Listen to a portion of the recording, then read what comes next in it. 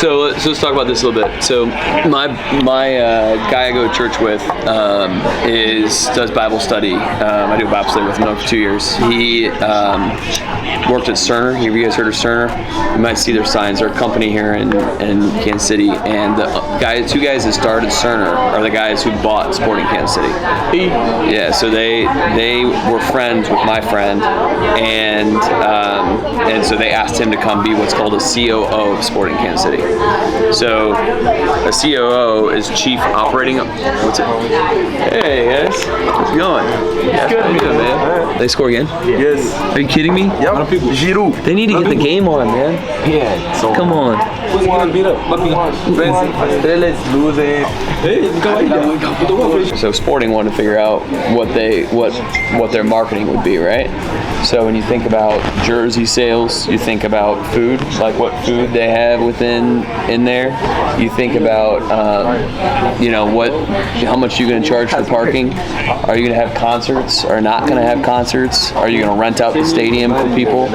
Then they think about the fields like we play out at Compass. Those are all sporting fields. So they buy them and then okay, we're going to rent them. We're going to rent them to the Heartland League, right? So the Heartland League is different than Sporting. So there's all these different ways that Sporting Kansas City makes money, and he oversees the operations of it, right? Then he's part of the reason he makes money is because he has players, right? And those players can't cost too much money, right? So he has there's a general manager that oversees that, right? So he's got different people that do different things, but he kind of oversees the operation, right?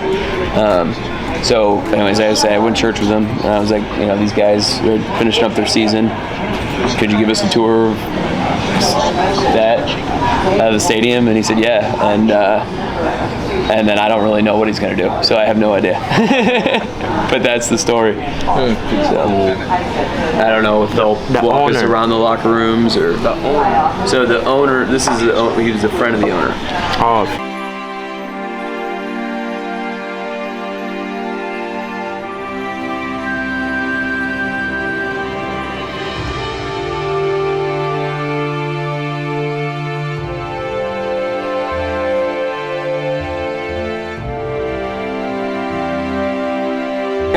I'm here with Abdulmouni, the GOAT, the man, the legend, the everything.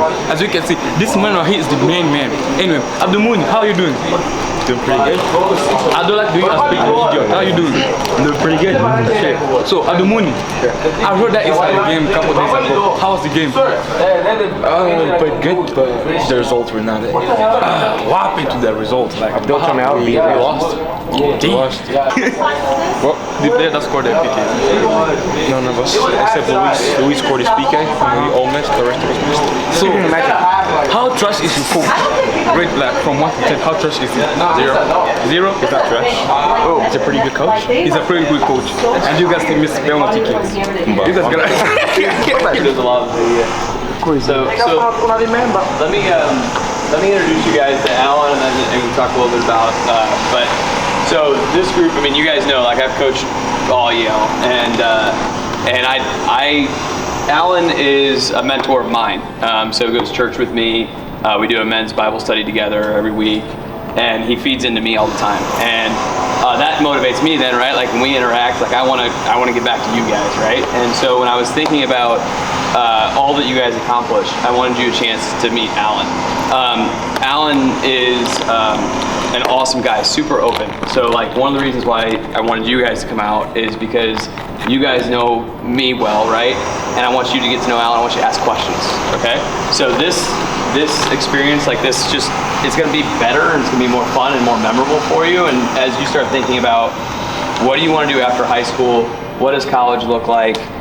Alan had a career before working at Sporting Kansas City, so he's been everywhere from working for companies to private organizations, not-for-profits, to sporting. So he has a lot of different experiences, so I encourage you to ask a lot of different questions. Obviously works in the sport business, so you can ask a lot of different questions about that. But ask questions, because he's the most laid-back guy around.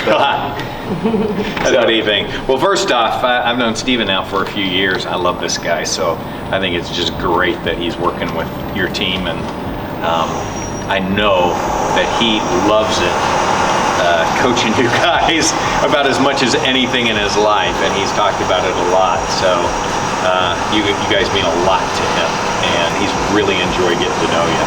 So I thought what we'd do first is we would start over here with the videographer, and we would go around, so he's got to turn the camera on himself, and just introduce yourself and tell me your age and where you were born. And it could be Kansas City or it could be anywhere.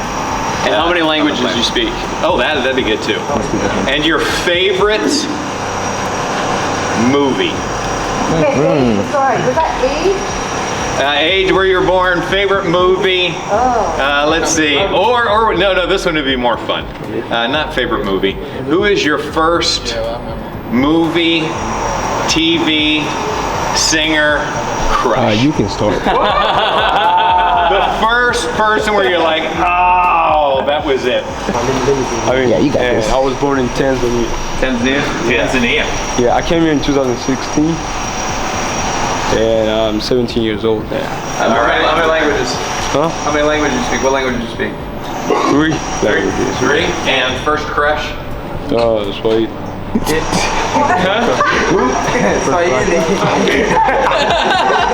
Shakira. First crush. Come on. Crush. No crush? No. It's open field. He's a clean. All right. Who's next? Oh yeah. So my name is Louis, and I'm 17 as well, Okay. from Burundi. How many languages? I speak 2 languages, Swahili and English, and I came here in 2014. And one more thing, my crush is Shakira, man. And Piki, I'm sorry, man. All right. Mason. You sweater. My name is Mason Victor. I'm from Haiti.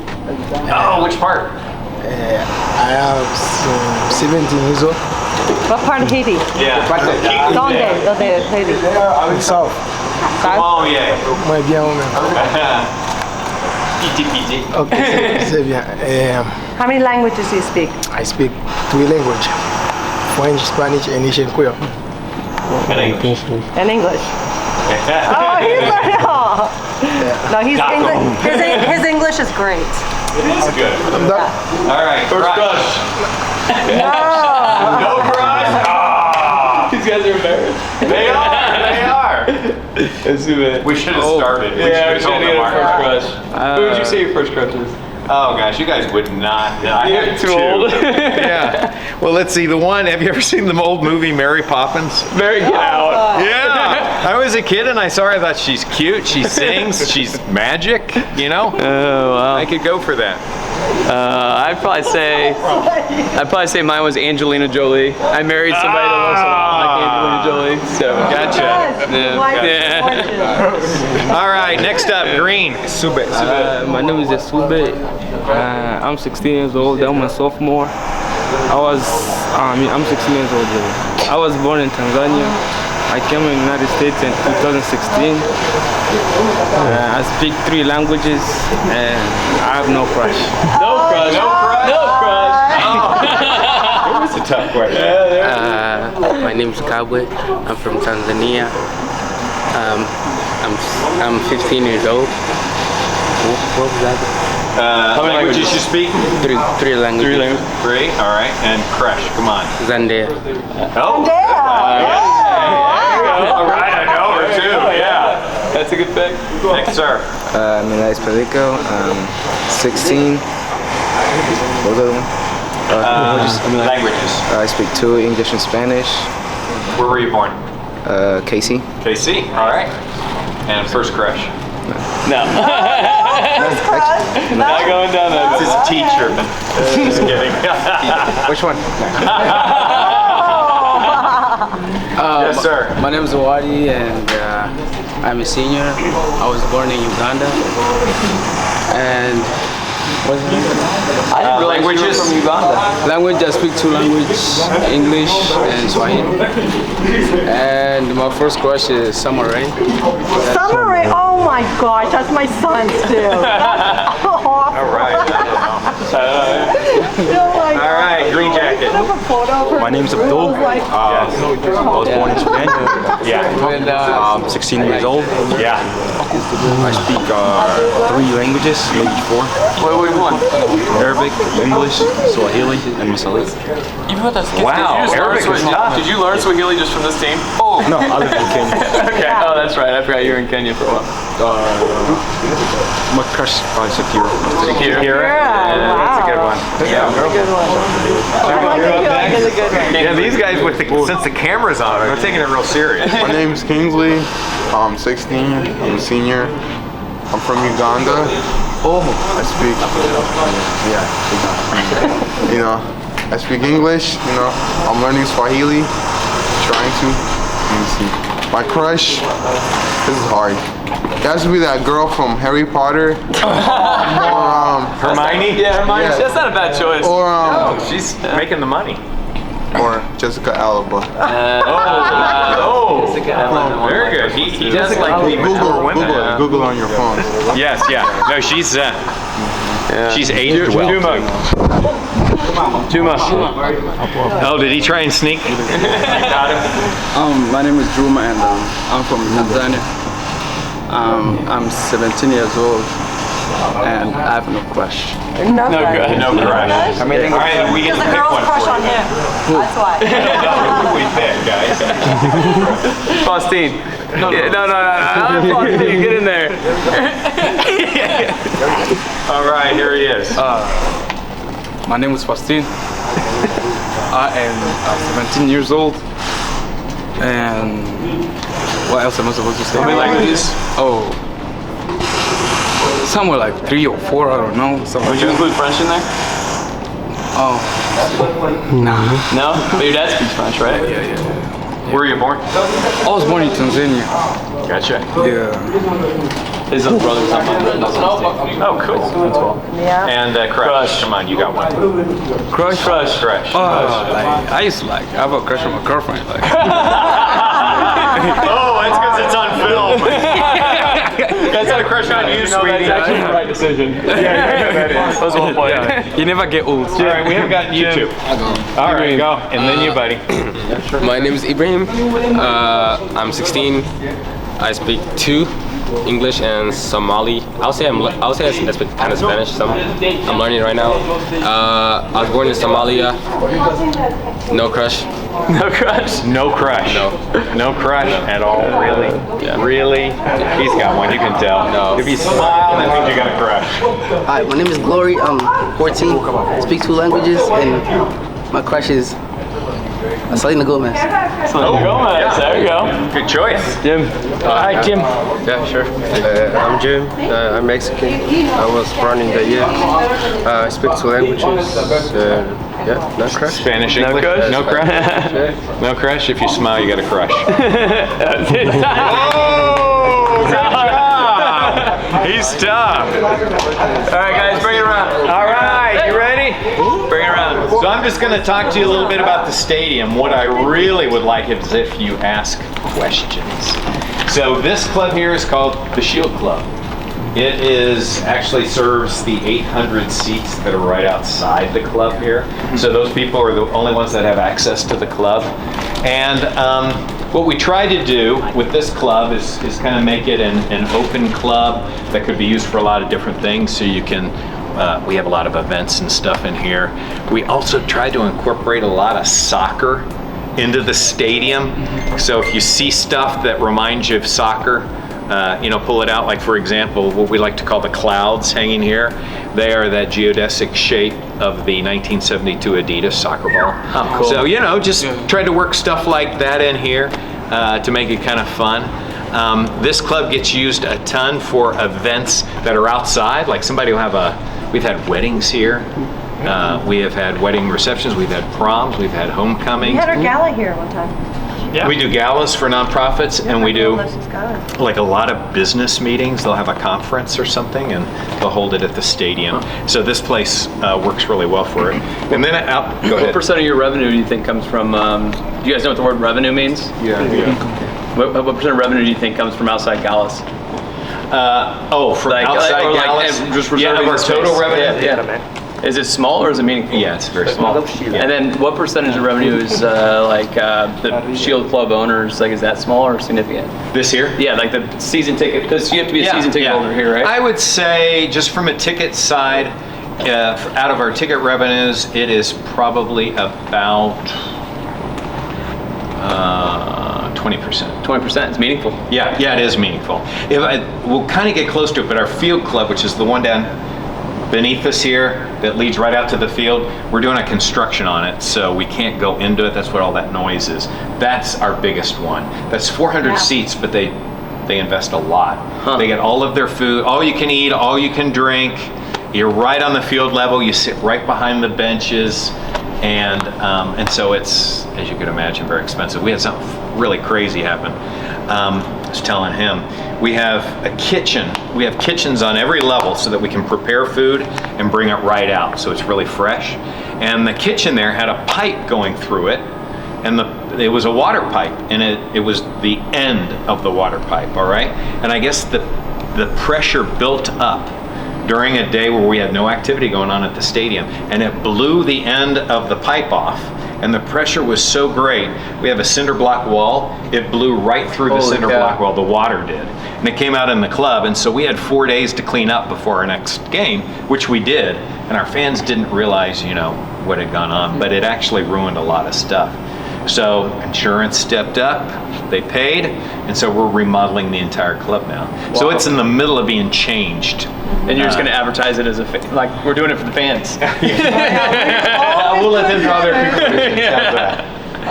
Yeah. So anyway, this is a fun club. It is not what we call all-inclusive. When you get into an all-inclusive space, that means everything you eat and drink is included in your ticket price. This one, we've got the bars, and we'll have these things along the back for food and bars on the side, and it's kind of like a hangout place for our fans, especially if it's too hot or too cold.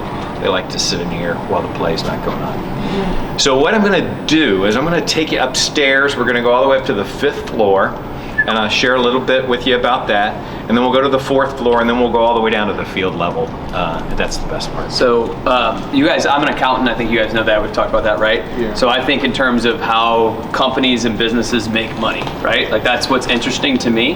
That might not be what's interesting to you, so ask whatever questions. I'm going to ask a lot of questions about the business side because I'm curious, right? And so when I ask like revenue, what percentage, anything that is more than 10% of revenue is usually considered substantial. Like it's very meaningful, right? So just something to, so if I ask a question, feel free to follow up on my question too, right? Oh, and Alan met with all the FIFA executives, and a big reason why World Cup's coming to Kansas City is because of this. I wish. Tell them about me.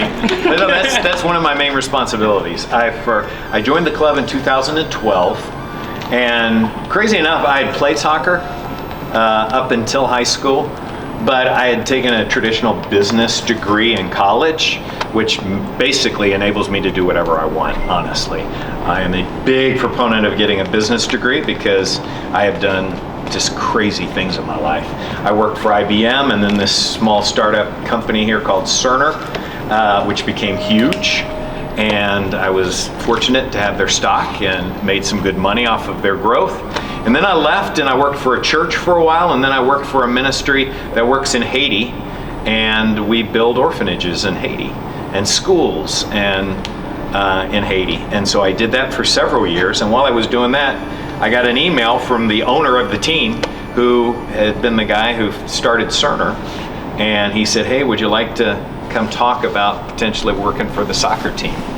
And I really loved the work we were doing in Haiti, but I realized too that at that point in time, they honestly didn't need me anymore. We had grown a lot and we had built up our organization. So I met with them, and then it ended up I became Chief Operating Officer here.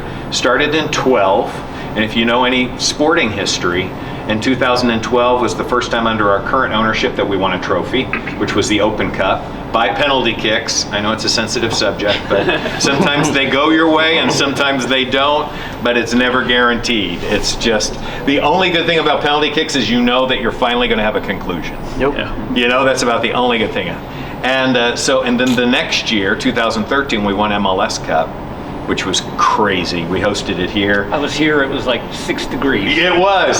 So interestingly enough, when we get down the field, I'll tell you all this nerdy stuff about the field.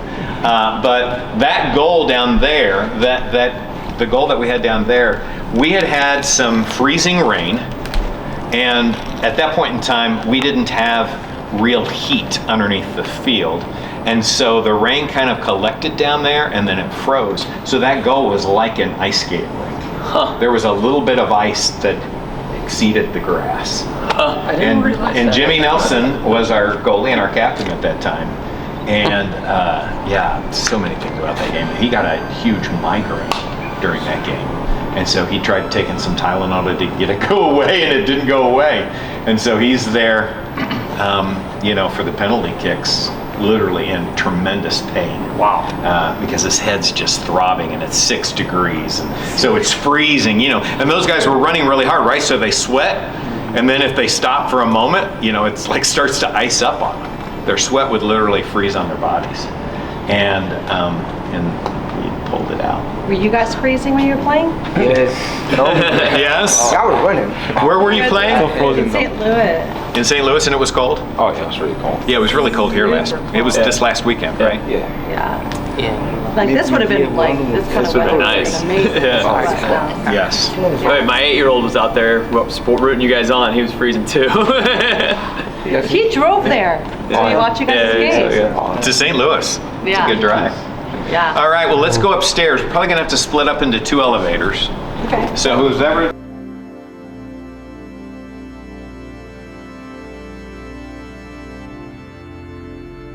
Since the season is over, and he wasn't born and raised here, he goes home after they go through all their physicals and stuff. They get home. Because they start back up again at the beginning of January. So they really get, this year they get 2 months off, which is a lot longer than most. It's usually just 1 month. But for professional, 2 months, that's a lot. All right. But he is funny because he's Scottish, right? So when he speaks, you get about half of what he says. They just, even though it's English, they use different words than what we do. He's not American. And he's a No, he's Scottish. And he's a captain too. Huh? He's a captain, right? He's a what? The captain. Adopted? Captain. I'm like, wow, I don't know. How did you know that he was adopted? Yes, he is captain. Oh yeah. You actually worried? It's about half of what he says I get, because Scottish and Irish people, their dialect is very different, and they'll use different words that we're not really familiar with. So like you guys speak Swahili, right? There's a different dialect that you speak. Kivembe, right? So like Abdul, when they start speaking Kivembe, you can only kind of understand it, right? Yeah. That's like when Scottish and Irish people talk to our Americans. Yes. And if his dad is in town, and his dad's next to him, I get like 1 out of every 5 words. And his accent gets a lot thicker when he's around his dad. So you're like, what did you say? You know, you ask him to repeat. Like, I never. All right. So let's go on in here, guys. Oh, interesting. Couldn't understand.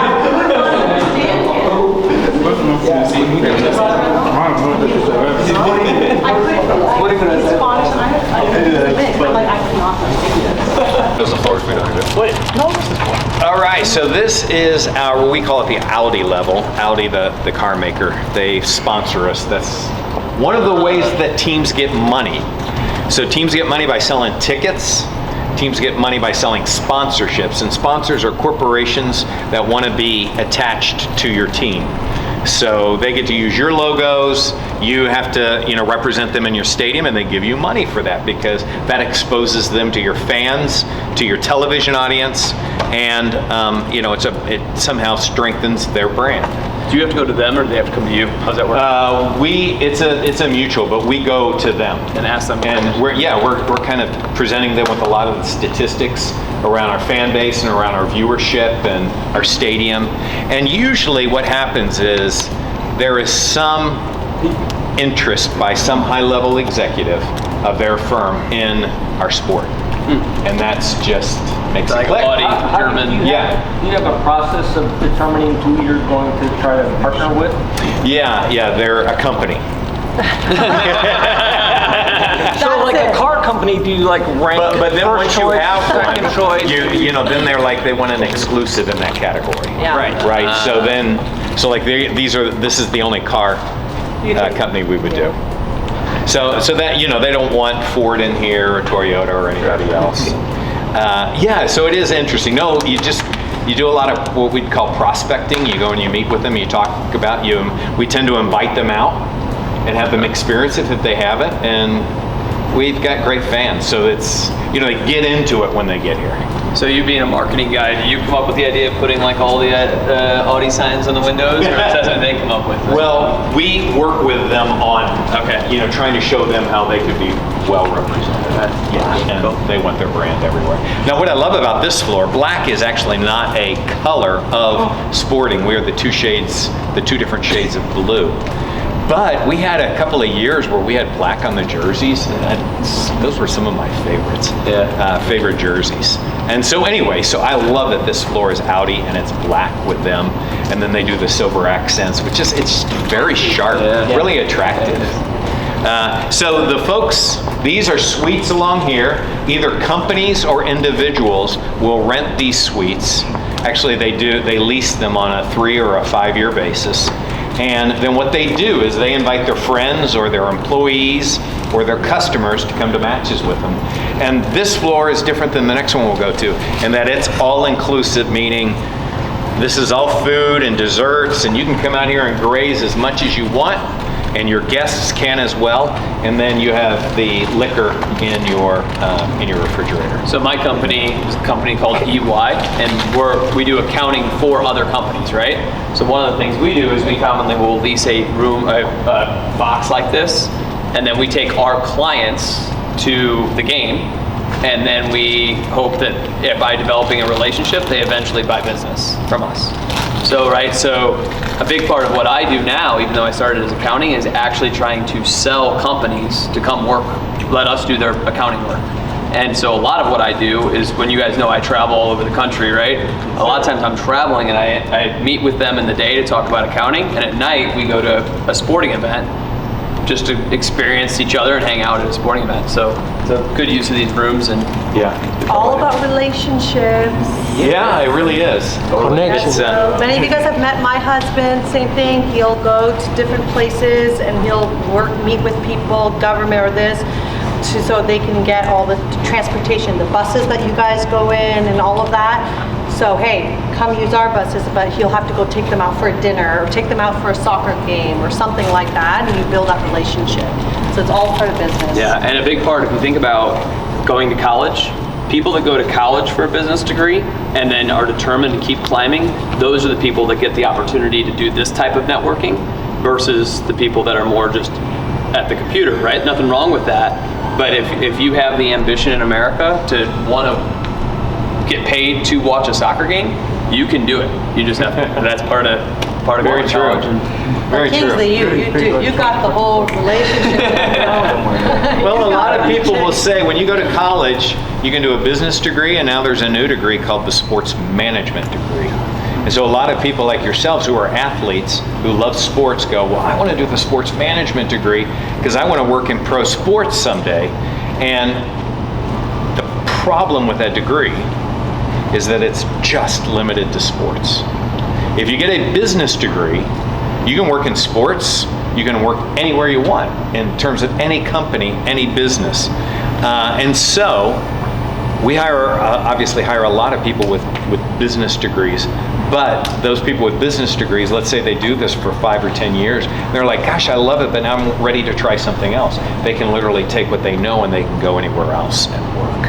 And so anyway, just something to think about. I push business degree really hard, including my friend here, Jabari, and just because I think it's great.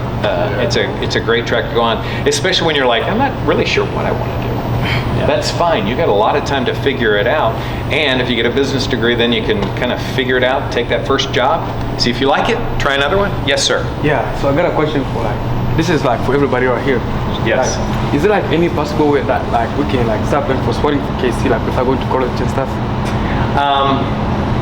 Is there ways? Yes, but you'd be limited. You know what I mean? So so I'm trying to think of some roles that you could play if you had not gone to college. We have people that work at the stadium that set up the stadium for a game. You know, like they will come around and they'll put tables up out there for giveaways, and they'll make sure that the goals are in place and all that. And they'll make, you know, like what I would say, you know, the prevailing minimum wage is at that point, an hourly rate. So you could work at that. We would have potentially some opportunities for people to help with camps or tournaments, and that would be another one that you could do. But if you go to college, that the number of jobs becomes broader for. Yeah, it's really.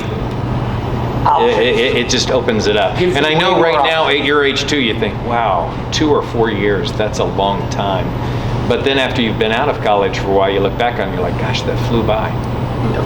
But before you get into it, it seems the 4 years or the 2 years, if you get an associate's degree, seems like a lot. I felt like I literally felt like I moved to Kansas City like last year. It's been 9 years now. I cannot believe it's been almost 10 years like this. It goes by so fast. The older you get, the faster time goes by. It's true. All right, so now let me keep asking. That's a good question, though. I like it. Let's go down here. I'll show you some behind the stage area. What's better, business administration or like business economics? I hear a lot of people say like.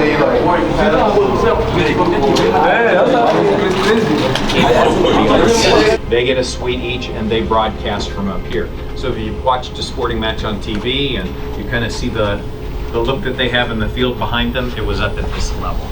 And then the teams themselves have their own staff that aren't down by the bench, and they are in the other suites. And do they have, like, I always wondered, is there a team of like people that have statistics, and like, how do they know everything they know when they're announcing games? Is there more than just the announcer that's in that booth? Yes.